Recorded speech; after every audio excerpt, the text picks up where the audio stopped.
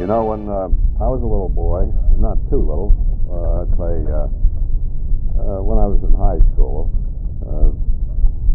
and even when I was in college, my dad and mother and our family went up to Beaver Lake camping every summer, and we went in tents. We'd only go for 2 or 3 weeks, and we had tents that we put up in the grove there at Beaver Lake. I don't know whether you remember Beaver Lake, Bob, or not, but we had 3 tents. 2 of the tents were sleeping tents, and then the third tent was a little one that we used for storage. We kept all our supplies and things of that sort in the little tent, and we'd go camping up there every summer. And my father built a fireplace out in the front, out of stones, and we brought along up a piece of sheet iron for over top of this thing, and a piece of stovepipe on it, and he had made an outdoor stove that Mother could cook on. And Mother cooked all our meals on this stove, and we had a table rigged up. We had a fly over the tent. You know what a fly is on a tent? Well, it's another tent actually on top of the first tent, and but it's just the roof, no sides to it. And the only part that touches under the first tent is at the ridge, and then the sides are pulled away from the bottom tent. The idea of this is that so that the tent won't leak. You can actually, now you know, if you're in a tent and it's raining and you touch the inside of that tent while it's raining, it'll leak through wherever you touch it.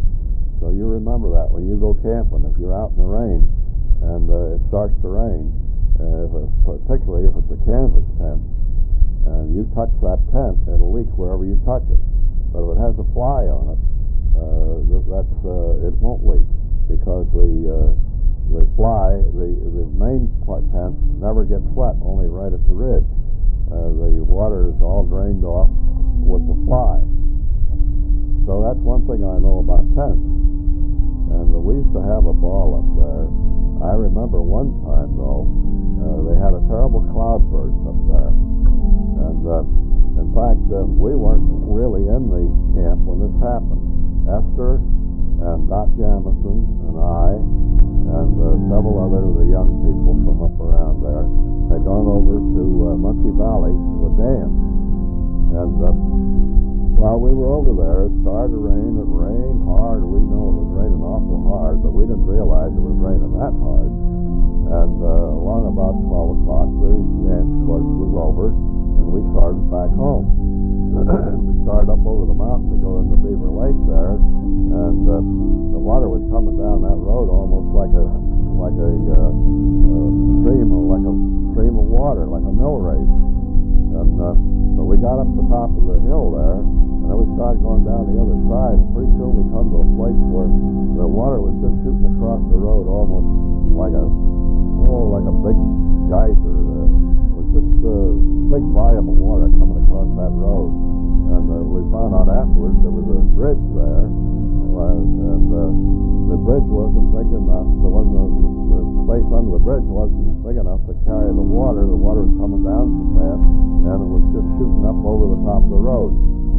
So what we did, the girls, they rolled up their skirts and stuffed them in their pants, and we got some sticks. They walked ahead and kept poking along. We couldn't see the road because it was all covered with water. And they poked along to see if the road was still there. Sure enough, it was. So I drove the car across, and we got across that one all right.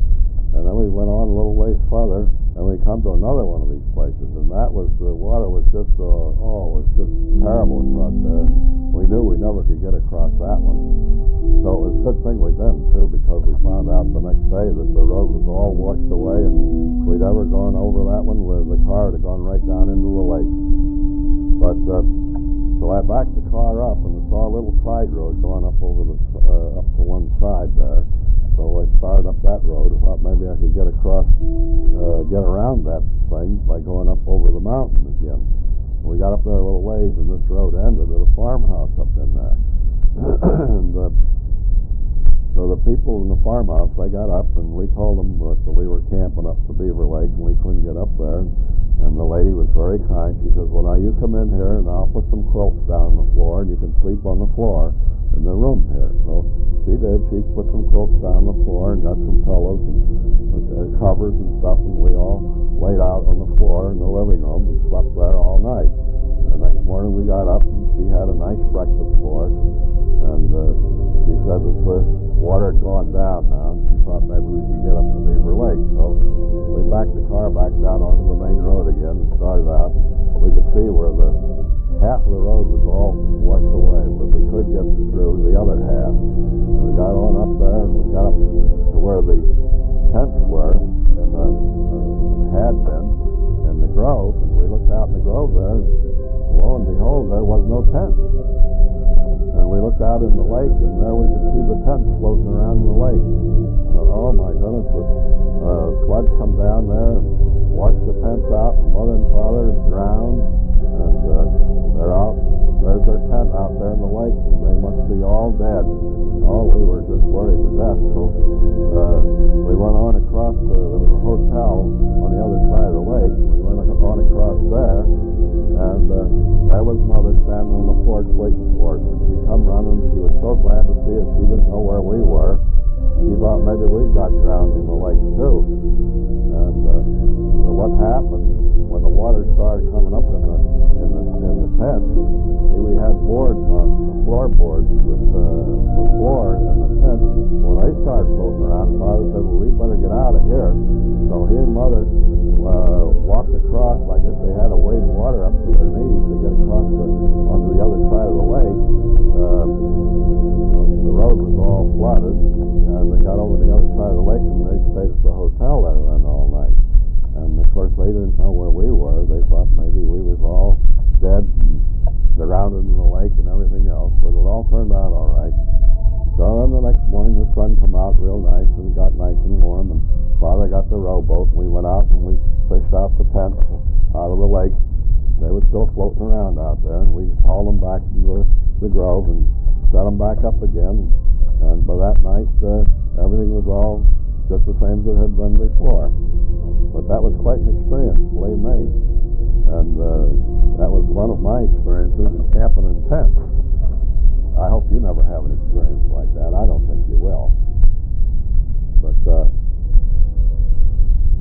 talking about camping in tents, I know a little something about it. I did it for every year for a good many years. I know how to set them up, stake them up. And this fly that we had, we extended it out over the front of the big tent. It made like a porch. And then we had the bed, had our table in there, and that's where we ate, out in that porch. I remember one other time we were camping up there, and we woke up in the morning, and it was cold, and it rained and rained and rained and rained. And of course we had that fireplace out front where Mother did the cooking, and we couldn't. She couldn't get out there to cook because it was raining too hard. And boy, we were all hungry. We didn't have any breakfast, so she dug around in the stuff that we had, and she got out some cookies and crackers and stuff like that. And I think we had some cereal. We did have some milk, I believe, and we had some cereal for breakfast. But then it kept raining all day, and we kept getting hungrier and hungrier, and we didn't know what the heck we were going to get to eat. So finally, Mother got the bright idea. We had an oil stove there. It wasn't an oil cook stove. It was a little heater, but it had like perforations on the top. And she says, "You know, I believe if you'd start up that oil stove, I could fry some ham and eggs." So I said, "Well, I'll get it hooked up, get it started." So we started the oil stove, and Mother got out her frying pan and got some ham, put some ham in it. Got a nice big slice of ham frying there, and she cooked some eggs, turned some eggs over top of it. And you know something? That ham and eggs tasted better than any ham and eggs I've ever eaten in all my life, because we were good and hungry. We hadn't had anything but junk all day, just crackers, cookies, and things like that, and nothing warm.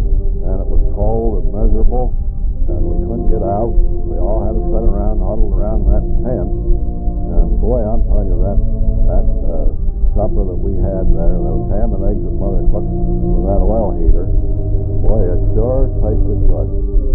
That was another experience I had camping in a tent.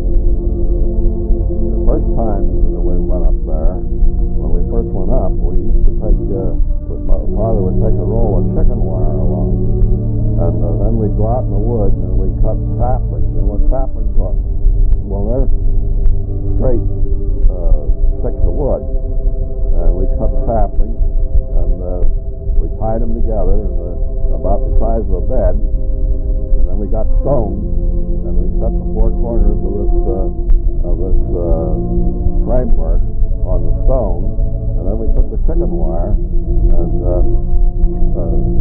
spread it out over this framework, tacked it all around, stretched it on this framework, tacked it all around, and we had the springs for a bed.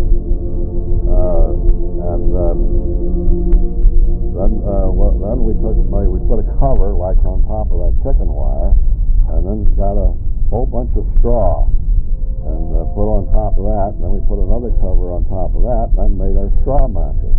And it didn't make it too bad a bed. We really slept pretty good in those beds. Now, of course, later years, then Father would get the truck from the factory to go up, and we took springs along. Mother had some old springs up in the attic and stuff. We took springs along.